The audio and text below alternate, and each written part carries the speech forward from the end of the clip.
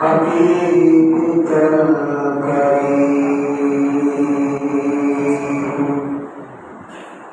وعلى آله وصحبه أجمعين.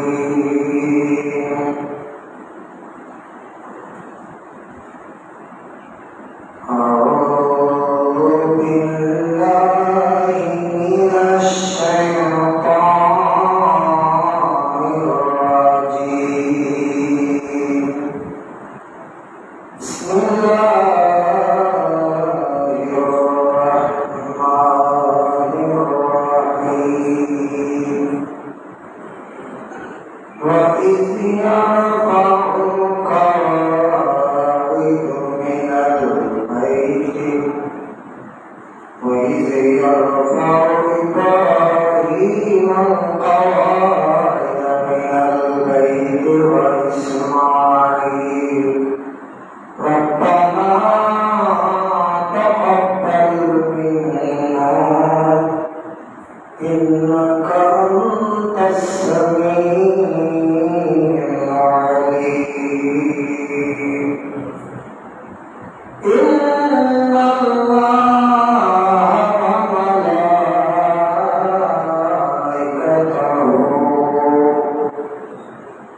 يصلون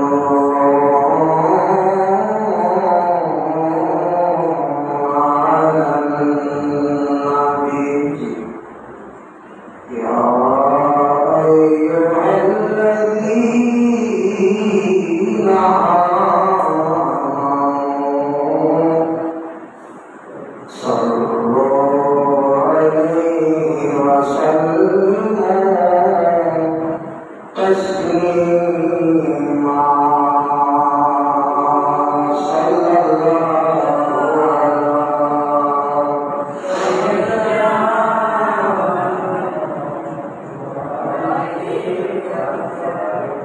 صلى الله على سيدنا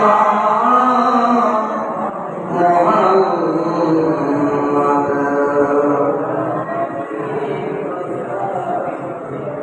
صلاة يا رسول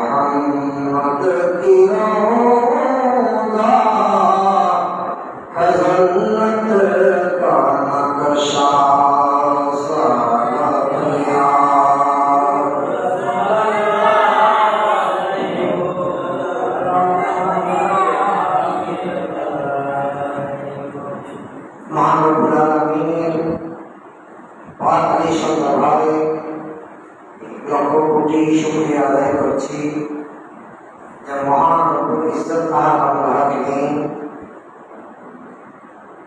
ইয়ৌমের তশরিফ করে দ্বিতীয় জুমা আদায় করার মানুষে আল্লাহর ঘর মসজিদে আযানের সাথে আযানের আগে আমাদেরকে আল্লাহ করে তশরিফ আনার উপস্থিত হওয়ার আল্লাহ তৌফিক দান করেছেন। শুকরিয়া তার মহাব্বতের আওয়াজ নিয়ে একবার বলি আলহামদুলিল্লাহ। আলহামদুলিল্লাহ। লক্ষ কোটি দরুদ এবং সালামের হাদিয়া পেশ করছি হযরত সাইয়্যিদনা ইব্রাহিম আলাইহিস সালাম, হযরত সাইয়্যিদনা ইসমাঈল আলাইহিস সালামের কদমে যাদের উপলক্ষে আমরা পবিত্র ঈদুল আযহা পেয়েছি এবং উপস্থিত আপনার মুসলিম কেরামের শুকরিয়া আদায় করছি। আমাদের সকলের উপস্থিতি হাজিরাকে আল্লাহ কবুল করুন এবং লাইভের মাধ্যমে যেখান থেকে আপনারা এলানের মাধ্যমে আসসালামু আলাইকুম ওয়া রাহমাতুল্লাহি ওয়া বারাকাতুহু। মহান মুনিবের দরবারে শুকরিয়া আদায় করছি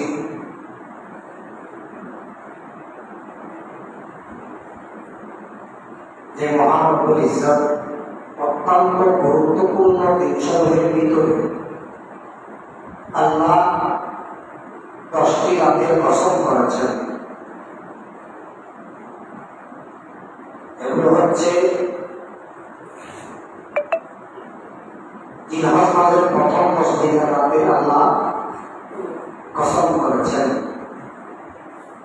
সবচেয়ে আমরা বড় ভাগ্যবান বছর হতে আপনি গতকাল সৌদি আরবে ইয়ৌমুল আরাফা ছিল হাজিদের জন্য, কালকে ছিল ইয়ৌমুল আরাফা। কালকে একটা হত্যা বিশ্ববাসীর জন্য হয়েছে, আজকে বাংলাদেশে হচ্ছে ইয়ৌমুল আরাফা। আবার আগামীকাল আমাদের আজকে তাদের জন্য কোরবানি, এটা হচ্ছে আকবর বলা হয়, আকবর হজ বলা হয়। আবার আগামীকাল আমাদের ঈদুল আযহা, কালকে আরেকটা ফতোয়া, লাগাতার 3টা ফতোয়া আল্লাহ আমাদেরকে শোনান, আল্লাহ তৌফিক দান করেছেন। আমিন। এই দিন আবার কখন আসবে হয়তো এই দিন যখন আবার আসবে ততদিন আমরা কেউ থাকবো না, এখানে যারা আছেন এই দিনগুলো 70 বছর পর একবার আসে, মিলিত হয়। আল্লাহ দরবারে শুকরিয়া, আমরা আমাদের হায়াতের মধ্যে হয়তো একবার পেয়েছি, আবার পাওয়ার আগে আমাদের মধ্যে যেখানে চলে গেছে ইন্না লিল্লাহি আমরা সেখানে তাদের সাথে মিলিত হয়ে যাব, উপস্থিত হয়ে যাব। তো যাওয়ার আগে আল্লাহ আমাদেরকে আল্লাহ কবরের সামান দোয়া করে যাওয়া আল্লাহ আমাদের তৌফিক দান করুন। আমিন। আসলে আজকে সবাই ব্যস্ত, কেউ ক্রয় করতেছে, কেউ বিক্রি করতেছে। তো সব কিছু যখন মসজিদে আজান হয়ে যায় জুমার দিন, তখন সব কিছু খারাপ হয়ে যায়, এমনকি কোরআন তেলাওয়াত করে যাবে। এখন অনেক মানুষ যাবো মসজিদে যাবো, এখানে মধ্যে আছে জীবনে যারা কখনো মসজিদে আগে আসতে পারেনি, আসতেও চেষ্টা করবে তারা আগে আসতে।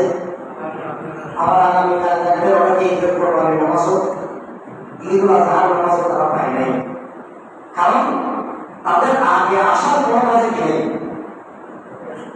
প্রশ্ন নয়, আমার গন্তব্যস্থান হচ্ছে চট্টগ্রাম শহর, আমাকে পৌঁছতে হবে 9টা সাড়ে 9টায়।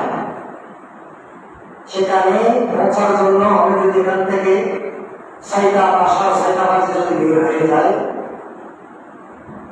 কথা মনে রাখবেন, তাহলে আমি কিন্তু 8:30টার মধ্যে সেখানে পৌঁছে যাবো।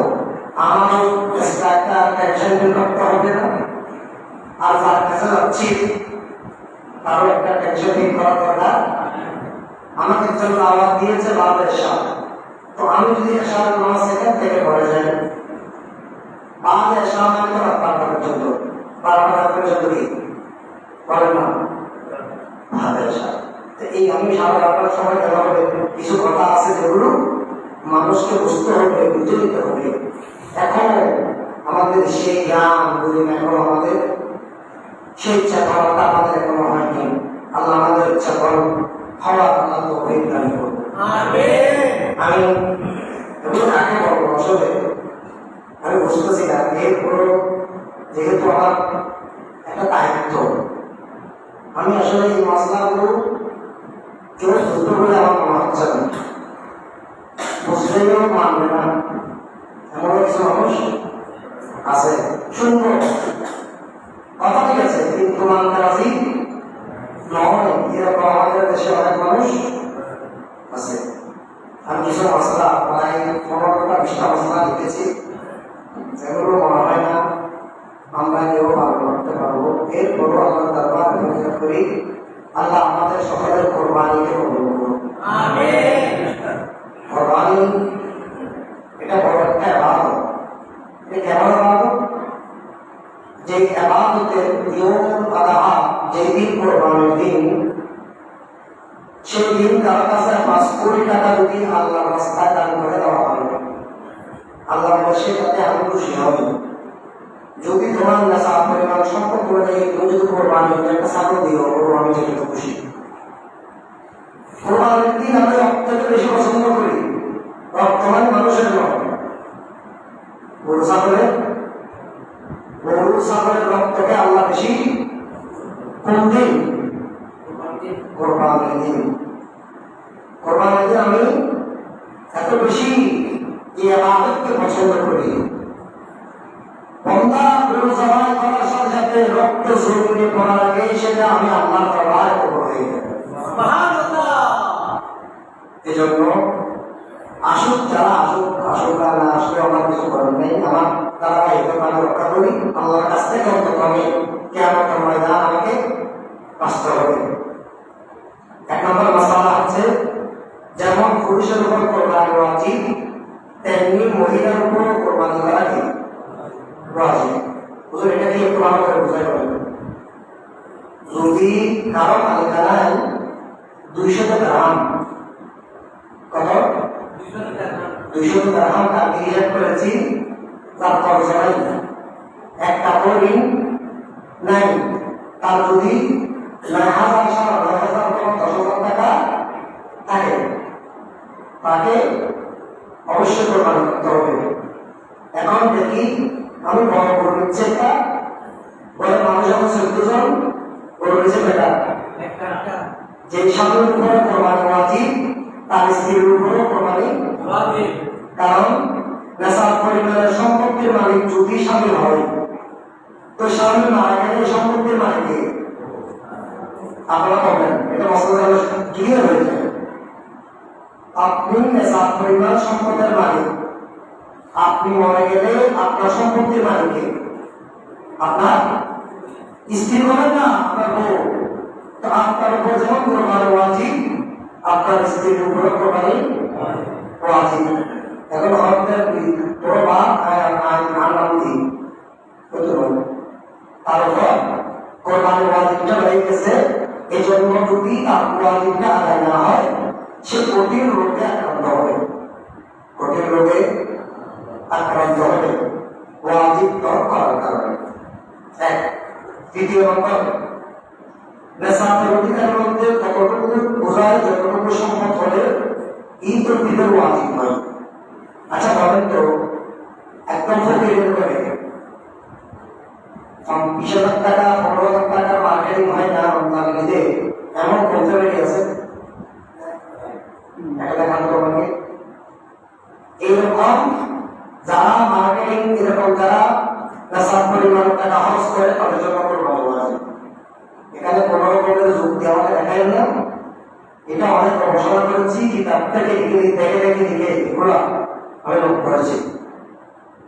যে ব্যক্তি 10 দিরহাম অথবা 20 দিনার মালিক বা মূল ব্যবহারে সামগ্রিক এমন কোন জিনিসের মালিক হয় যার মূল্য 200 দিরহাম হবে, যেমন কারো কাছে একটা সঙ্গে ছিল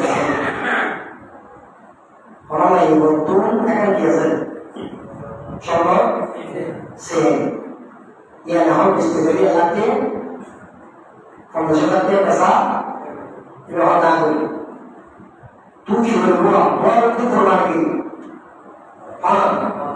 তো বড় কি কোরবানি ও হাজি না করি অবশ্যই করতে হবে, কোরবানি করতে হবে। যদি এই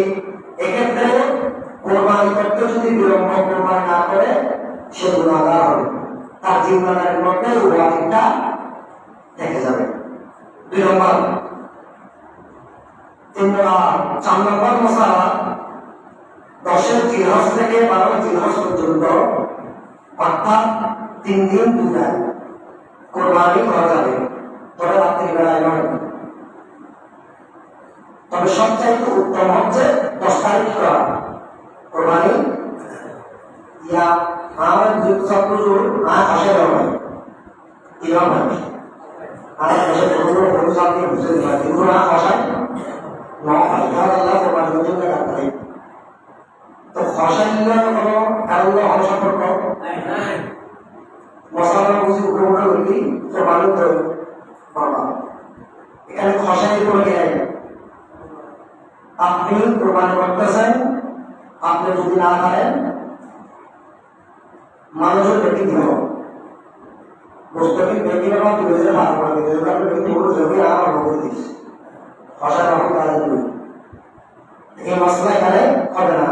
অর্থাৎ কার জন্য 10 তারিখ কোরবানি এই 3 দিন কার জন্য করা হয়েছে। হঠাৎ করে আজকে সকালবেলা আমার বাবার টাকা করেছে, হঠাৎ করে আজকে সকালবেলা আমার মায়ের টাকা করেছে, হঠাৎ আজকে সকালবেলা আমার ভাইয়ের টাকা করেছে, অথবা এমন একটা একটা অবস্থা হয়ে গেছে পানির জন্য কোথাও জমাই করার কোনো সুযোগ নেই। রাস্তাঘাট বেরো হানুটি এর উপর লিখিলে যারা গরু তার করতে হবে মানে নিচে তো তার জন্য 11 তারিখ এখানে আর কোনো জোর চলে না। নয় ব্যাপক 10 তারিখ দেওয়া হবে কোরবানি করতে হবে। এই দিনে কোরবানি করা অর্থাৎ এমন একটা বিপদ হতে হবে, এমন একটা সমস্যা হতে হবে যে সমস্যাটা আল্লাহর কাছে গ্রহণীয়।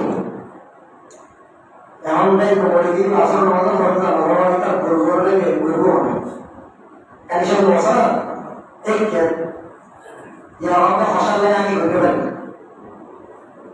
মেনেই না হঠাৎ কেন নিয়ে বুঝতে পারছি না তারা লাই এটাকে বলে দিই এটা বলে দিতে হবে লাইকে চাপে দিই আর বিশ্বাস রাখবো। কোরবানির নির্দিষ্ট দিনে পরে যদি 3 দিনের ভিতরে যদি কেউ কোরবানি করতে না পারে কেমন এরপরে যদি তার মূল্য সত্য করবেন তাহলে ওয়াজিব হবে না।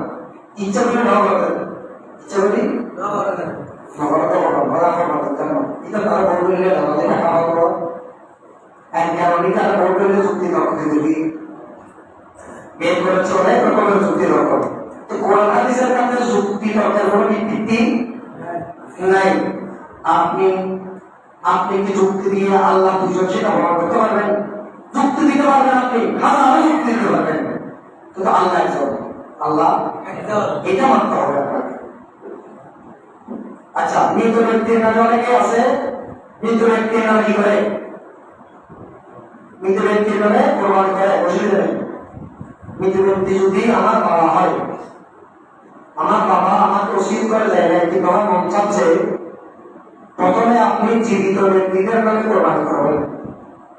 নেশার পরিমাণ সম্পদের মালিক যদি জীবিত থাকে তাদের নামে কোরবানি করতে হবে।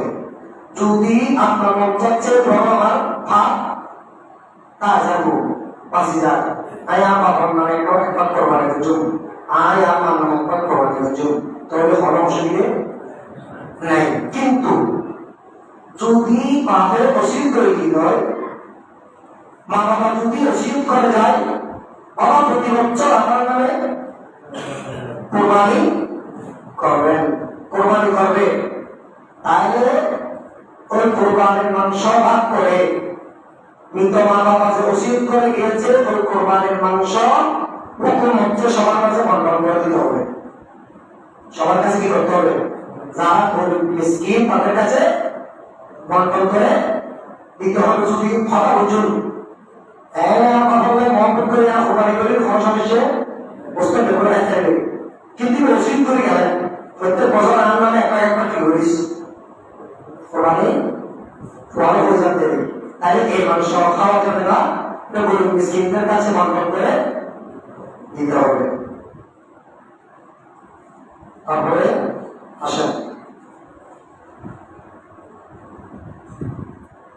ঈদ আজহার দিন কোরবানি দেওয়া যেন সর্বপ্রথম কোরবানির মাংস গ্রহণ করে খাই।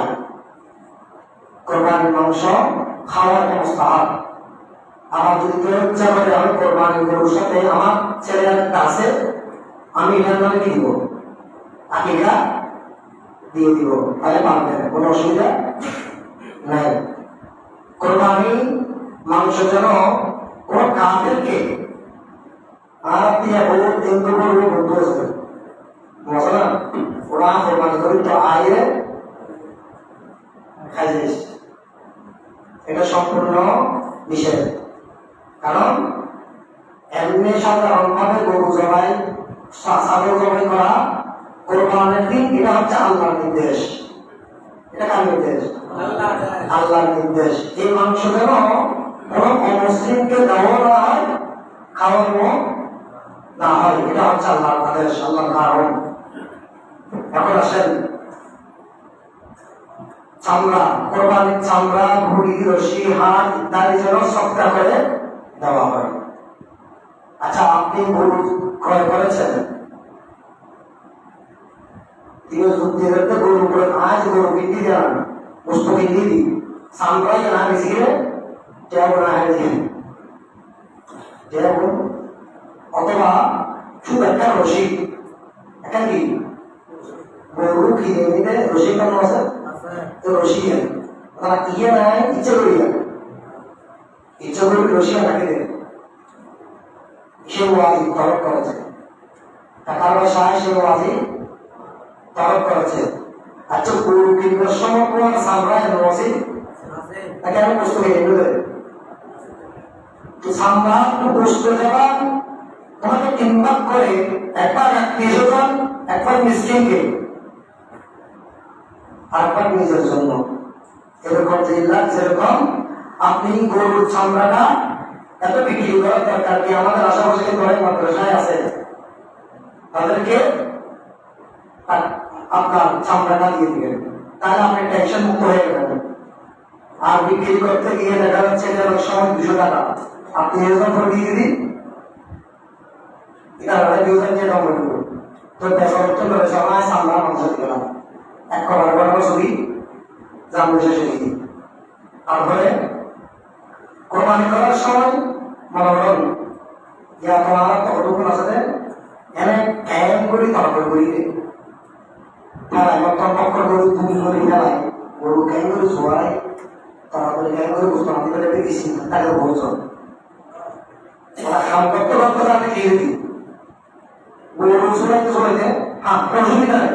তো আপনি গরুটাকে এটা যেটা আপনি জমাই দিচ্ছেন এটা আল্লাহর মেহমান। যদি ইব্রাহিম আলাইহিস সালাম এই সুযোগটা আমাদের জন্য না রাখতেন, এই ব্যবস্থাটা যদি আমাদের জন্য না হতো, তাহলে আমাদের সন্তানকে আমরা আমাদের কোরবানি দিতে। এখন আপনি মনে করেন যে গরু আপনি জবাই করেছেন নিয়মতান্ত্রিক ভাবে এটা আমার সন্তান, কি করবেন? তাকে সুন্দর মতো গোসল করাবেন, প্রথমে সকালবেলা এমন ভাবে গরুটা ফেলবেন যেন গরু ব্যথা না হয়।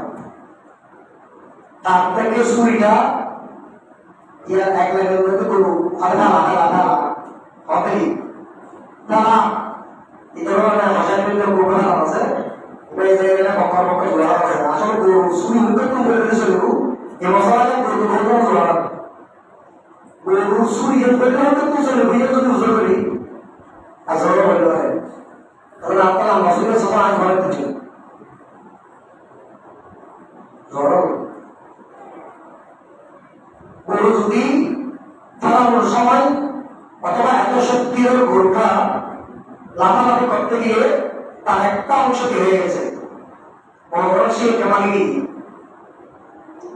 কোরবানির দিন যদি গরুটা এর মতো বেশি মাটি দিয়ে দেয় অসুবিধে হয় না। এটা ত্রুটিযুক্ত গরু নয়, এটা ত্রুটিযুক্ত, কারণ তাকে ফেলতে গিয়ে এটা হয়েছে, তাকে জবাই করতে গিয়ে এটা হয়েছে, সেটার জন্য কোনো সমস্যা নেই। আর একটা জিনিস মাটি গরু অর্থাৎ আর ঘরে গায়ে গরু, হ্যাঁ গায়ে গরু দিকে প্রমাণ করেন না যাইস না কোরবানি করতে আচ্ছা, কোনো কারণে দেখা যাচ্ছে আমরা বুঝতে পারি নাই যে বিক্রি করছে সেগুলো জানা না, আমরা বিক্রি করে দিতে জানি জিন্দগি তো করতে পারছিল, কিনলে এবার তো আরো বলে দিতে লাভিকটা তুই কে বেশি না তো যদি সেরকম কোন গরুর ফেটে যদি বাচ্চা হয়ে যায়, জবের কারণ ধরে দেখতেছে তার ভিতরে একটা বাচ্চা, সেটা জীবিত, মৃত হবে অন্য বিষয়, সে বাচ্চাটা জীবিত, যদি জীবিত হয় আপনাকে সেটা জবাই করে দিতে হবে ওটার সাথে সাথে। আর হতে মানে আপনি একবারিরা ধরে তো কোনো সমস্যা নাই। যদি গরু এটা বাচ্চাটা বাঁচার সম্ভাবনা থাকে, গরুর বাচ্চাটা বাঁচার সম্ভাবনা, আমি এটাকে এটা আমি রাখলে এটাই হবে, এটা বেঁচে যাবে, এটাকে আমি লালন পালন করবো। কিন্তু খবরদার সেটা লালন পালন করার পরে এই গরুর বাচ্চাটা যখন বড় হয়ে যাবে আপনাকে সম্পূর্ণ সেটা সত্যাগ করে দিতে হবে, সেখানে আপনার কোনো অংশীদারিত্ব চলবে না।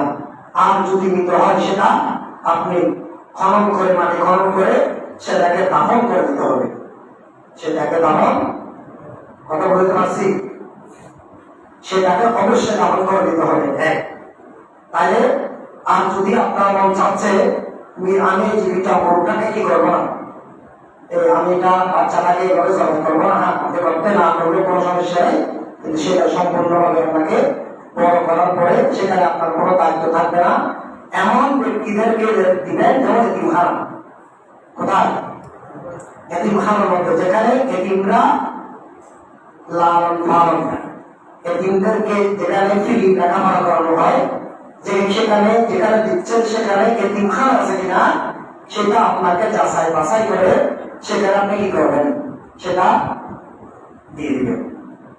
এখন আসেন আমরা যে গরু কালকে ইনশাল্লাহ আল্লাহ যদি দয়া করে মেহরবানি করে কালকে পর্যন্ত যদি আমরা বেঁচে থাকি, আল্লাহ যদি আমাদের হায়াত রাখে, তাহলে আমরা কালকে কোরবানি অবশ্যই যাদেরকে আল্লাহ তৌফিক দিয়েছেন তো ক্যাশটিয়া নেই, কিন্তু FDR আছে তো দিন FDR আছে আপনি নাম তারা ব্যাংকের কাছে থেকে কি দিয়ে যুক্তি হয় এগুলো হুজুর ওগুলো শিখে দেবে অঙ্গে যুক্তি শিখে হুজুর নাম তারা আসলে ব্যাংক, তো ব্যাংক অ্যাকাউন্টে হার নামে আপনি হার নামে তো যে আখের দেবো না হার দিব আল্লাহ হার দিবে, তাই এই টাকার মানে আপনি না আপনাকে অবশ্যই কোরবানি দিতে হবে। এক কথায় যেখানে আপনি আপনার কোনো ঋণ নেই, খরচ নেই, 10,000 টাকা আপনি মালিক, 200 টাকা সমান 10,000 টাকা, 7,000 টাকা আসে, এই ফ্যাক্টরি উত্তর হিসেবে 10,000 টাকা বললাম, আমার কোনো ঋণ নাই, 10,000 টাকা আমার কাছে আছে, আপনি চাইলে 10,000 টাকা আপনার উপর আপনি চাইলে কোরবানি করতে পারবেন, চাইলে মানে আপনি আপনার উপর কোরবানি আছে। ঈদের সময় 1 বছর সেটার জন্য অপেক্ষা করতে হবে। মালের কাছে আপনার ইমান সম্পত্তির মালিক কেউ যদি কোরবানির দিন সকালবেলা এটা বোঝার দিয়ে মালিক যদি ক্ষমা কারণে যে তুমি বলে তাহলে শুধু দিয়ে বাবা কথা রাখতে পারবি আর জমানের টাকা এটিএম জোরম করে কিন্তু কে গেল টাকাটা হালাল রুজি হতে হবে। যদি আমি এই টাকা 10,000 টাকা ঈদের দিন সকালবেলা মালিক হয়ে গেলাম, আসর রাত পর্যন্ত কোরবানি করা অনা, আসর ভক্তনীয় হয়ে একটা লাভ আছে, আসরের পর থেকে রাত্রে কোরবানি করলে কেউ কেউ মকর করেছেন, কেউ কেউ মকর তাহারি করেছেন, এই জন্য দিনের বেলা আসর রক্ত পর্যন্ত সময় আছে। ঈদের দিন যদি কেউ 10,000 টাকার মালিক হয়ে যায়, সে একটা ছাগল চাইলে 5,000-7,000 টাকার ভিতরে একটা ছাগল করতে কিনতে পারবে, এটা কিনে সে কি করে দিবে, কোরবানি আদায় করবে, সেই হাতে পাওয়ার সাথে সেটা আপনার সম্পদের মালিক হয়ে গেছে।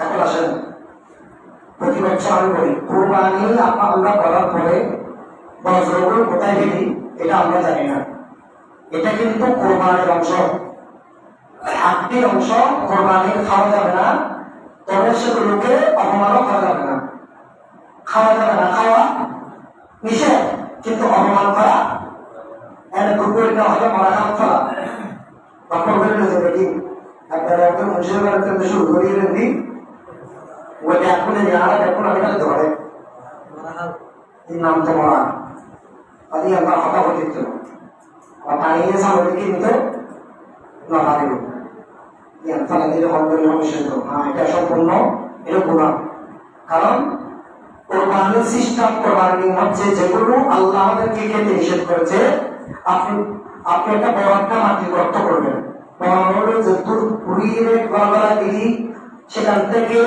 বন্ধের কোনো সম্ভাবনা নাই সে পর্যন্ত গর্ত করে সেখানে এগুলো কি করতে হবে ঢোকায় দিয়ে সুন্দর করে মাটি চাপা দিতে হবে আর সবচেয়ে বড় কথা হচ্ছে আপনি যখন এগুলো ফেলবেন এগুলো থেকে একটা দুর্গন্ধ ছড়াবে দুর্গন্ধ হলে আশেপাশের বাচ্চারা রোগে আক্রান্ত হওয়ার সম্ভাবনা আছে সেটা থেকে বাঁচার জন্য আপনাকে কি করতে হবে মাটি করে সুন্দর মতো সসম্মানে সেটাকে দাফন করতে হবে কালকে আল্লাহ যদি আমাদের হায়াত তারাজ করে হায়াতের মাঝে যদি থাকে পবিত্র ঈদুল আজহার নামাজ মসজিদ কমিটির সিদ্ধান্ত মোতাবেক 7:30 সময় কটা পর্যন্ত 29 তারিখে 31 সম্ভাবনা না লম্বা করা নবী আর বছর হয়তো চলবে লম্বা করা তো নবলা বেঁকে বেঁকে শুরু দিবি বছরে দিলে হইব উজু তো আয় না সন্তানকে কিভাবে হইব সন্তানকে কিভাবে হইব এখানে মুরব্বী কয়জন যুবক কয়জন মুরব্বী যদি 2 জন থাকে যুবক যদি 5 জন থাকে আমাকে 2 জন মুরব্বীর দিকে খেয়াল রাখতে হবে 5 জনের দিকে তাকানো আমার সময় এটা শরীয়ত আমাকে কি করে না এলাও করে না 2 জন মুরব্বীর দিকে তাকাইতে হবে কারণ এই 2 জন মুরব্বীর যদি কোনো অবস্থায় নামাজ ভেঙে যায় সেটার জন্য তাই কিন্তু আমি না এখানে এই জন্য যেসব মসজিদে মুরব্বীর সংখ্যা কম হলেও 3 জন আছে সেখানে লম্বা করা করা যাবে না এই জন্য 31 সম্পর্ক হয়তো আর একটা নামাজ শেষ হয়ে যেতে পারে এটাই মাথায় রেখে 7:30 আগে 25-30 আমি তো শুরু একটা কথা বলেছিলাম আমরা ভালো কাজে কখনো আগে যেতে পারি না যে আইসি রোগের প্রতি কিছু এই ইতালি কাজ হচ্ছে যায় তখন তখন দিতে হবে সেদিন আমাদের কারণ প্রভু দেবেন আমি তো কারণ বসি ওই গেলেন গ্যাস আছে হ্যাঁ এলাম দিয়ে বই আর বই বাংলা সকলে এক মতো মারলু তো আজ মুখে আজ আরেক কি সংসারটা আরেক কি না ক্লাসে পড়ে তো যারা এক কতক্ষণ মানুষ সকালে গেলে ওয়াজ 100 টাকা দিই ওয়াজ করতে হয় না আমরা ভাবি খারাপ আছে আর ক্লাসে পড়াতে হয় তো কষ্ট দিই ক্লাস তো ক্লাসে পড়াইলে একটা ছাত্র না দিলেই উপযোগ মাথা করা হয় প্রশ্ন করতে হবে কোনো সমস্যা নেই কিন্তু কথা বলতে হবে না পাশাপাশি বসে কথা বললে পারবে না তাই কালকে ঈদুল আজহার নামাজ পাই যায় 7:30 আমরা বললেন না আলহামদুলিল্লাহ আল্লাহ আর ইয়া যদি বেপর আইলেন আল্লাহ তৌফিক দেন বড় আমিন আর আইনা যদি না সময় দিন আপনাদের নামাজ পড়ি কে অবশ্যই প্রত্যেক বছর গিয়ে রাত 1 মিনিট 2 মিনিট হত্যা করা হবে কেন বুঝুন তাদের নামাজ মসজিদে দাঁড়িয়ে পর্যন্ত আপনারা মসজিদে হুজুরের নামাজে বরফ করিলে যে দেশে এলাকায় যেদিকে নামাজ পর্যন্ত কিন্তু ওটা হচ্ছে ফরজ নামাজ এটা হচ্ছে ফরজ আর এটা হচ্ছে ওয়াজিব ফরজকে বাদ দিয়ে ওয়াজিব আদায় করলে ফরজ সেটা ফরজ আদায় হবে না আল্লাহ আমাদের সবাই আমল করার তৌফিক দান করুন আমিন আলহামদুলিল্লাহ রাব্বিল আলামিন যারা সুন্নাত পড়েননি সুন্নাত পড়েন